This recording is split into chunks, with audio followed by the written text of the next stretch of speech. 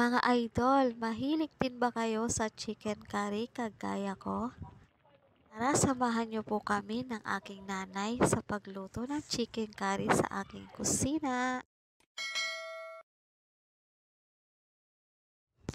Mga idol, ito po ang gagamitin kong mga sangkap sa pagluto ng chicken curry.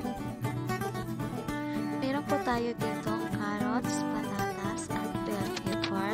Ito naman po yung mga sangkap na pampalasa na gagamitin natin kagaya po ng magic sarap, dilaw powder, and chicken cubes, dahon laurel, bawang, sibuyas, at luya.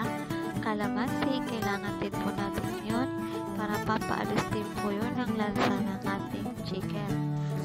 So, ayan guys, ito naman po yung ating patatas, carrots, hiniwa ko na siya guys, at yung ating bell pepper. So, ayan na nga guys, so ito na po yung ating chicken, pinalambot ko na siya guys kanina habang ako hihiwa ng mga sangkap. So, ayan guys, medyo meron pa siya guys, konting tubig. So, kailangan po ay matuyo yung tubig bago tayo maglalagay ng kakanggata. So, ayan guys, haluin muna natin. Bali nga pala guys, napansin ninyo yung aking lutuan ay sa kahoy. Kasi guys, nandito ako sa aming probinsya, sa Bicol. Yan. So, kami ni mama ang nagluluto. Si mama po yung naghahalo. Ako naman po yung nagbibidyo. Kasi mahirap po kasing magluto habang nagbibidyo ka. So, ayan guys, wala na siyang sabaw, natuyo na siya. So, sabi ng mama ko, pwede na ilagay yung carrots at patatas.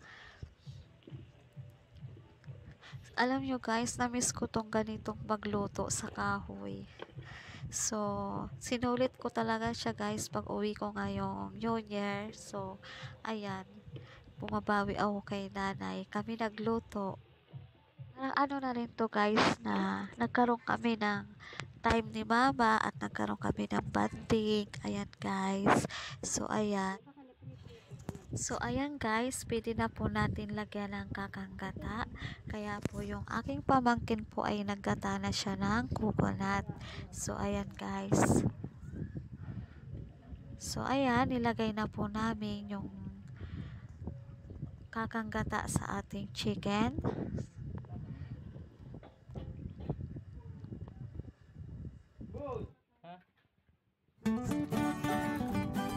At sinunod nga pong ilagay ng mama ko yung ating buong bell pepper na hiniwa. Next po, nilagay na po ni mama yung chicken cube at naglagay na rin po ako ng magic sarap.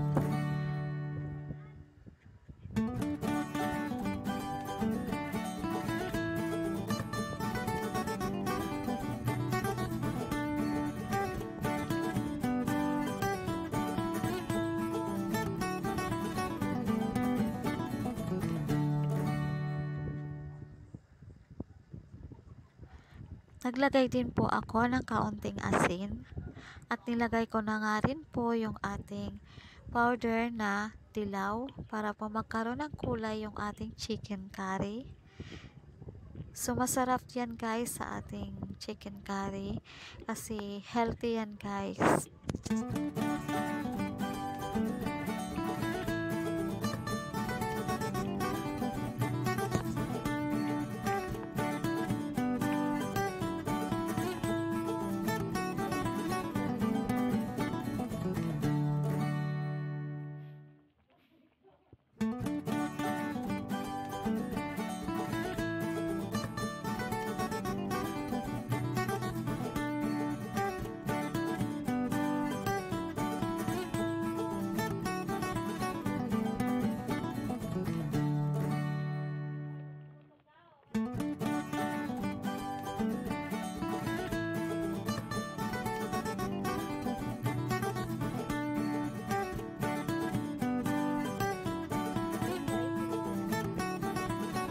My menu for today is done. Ang sarap nito guys. Thank you for watching.